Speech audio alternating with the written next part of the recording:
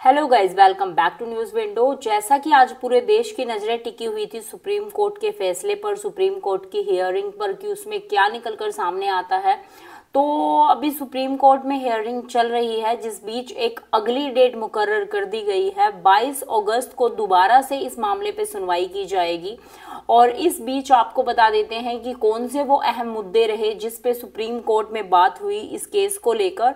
सबसे पहला जो बात है ये है कि इसकी नेक्स्ट हियरिंग 22 अगस्त को दे दी गई है। तो अभी देखते हैं कि 22 अगस्त को क्या रिजल्ट निकलकर सामने आता है।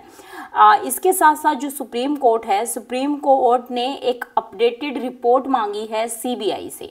जो सीबीआई इसमें जांच कर रही है उनसे एक अपडेटेड रिपोर्ट की डिमांड की है सुप्रीम कोर्ट ने। और साथ के साथ उन्होंने एक रिपोर्ट मांगी है जो वांडलिज्म से फ्रॉम स्टेट गवर्नमेंट, कि स्टेट गवर्नमेंट से भी एक रिपोर्ट मांगी गई है। इसके साथ साथ सीबीआई को और स्टेट गवर्नमेंट को 2 अपडेटेड रिपोर्ट सुप्रीम कोर्ट को सौंपनी है 22 अगस्त से पहले पहले। इसके साथ साथ सुप्रीम कोर्ट ने एड्रेस किया इस इशू को कि उसकी आइडेंटिटी को सोशल मीडिया पे रिवील क्यों किया गया।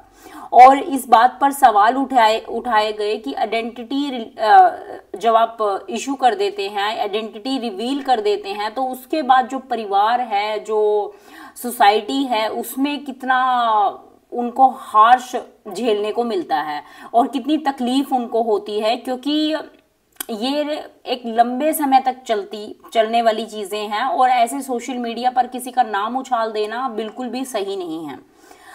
साथ के साथ जो सुप्रीम कोर्ट है, सुप्रीम कोर्ट ने some safety reforms in hospital management are suggested by supreme court. Supreme court ने कुछ सेफ्टी रिफॉर्म भी किए हैं जो कि हॉस्पिटल को सजेस्ट किए गए हैं कि आने वाले टाइम में कार्यवाही में उन सबको फॉलो किया जाए।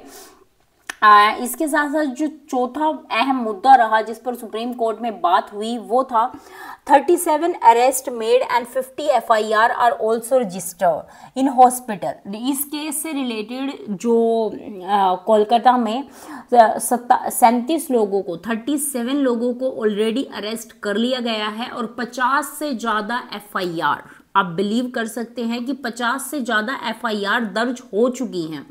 तो इन सब बातों, ये सब बातें सुप्रीम कोर्ट की फर्स्ट कार्यवाही में निकलकर सामने आई। अभी सेकंड कार्यवाही 22 अगस्त को होगी।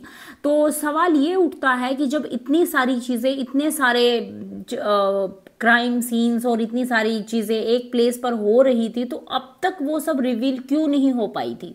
इतनी बड़ी घटना होने का वेट क्यों किया जाता है? क्यों लोगों को फिर जस्टिस मांगना पड़ता है, फिर सड़कों पर उतरना पड़ता है और फिर कोई कार्यवाही होती है?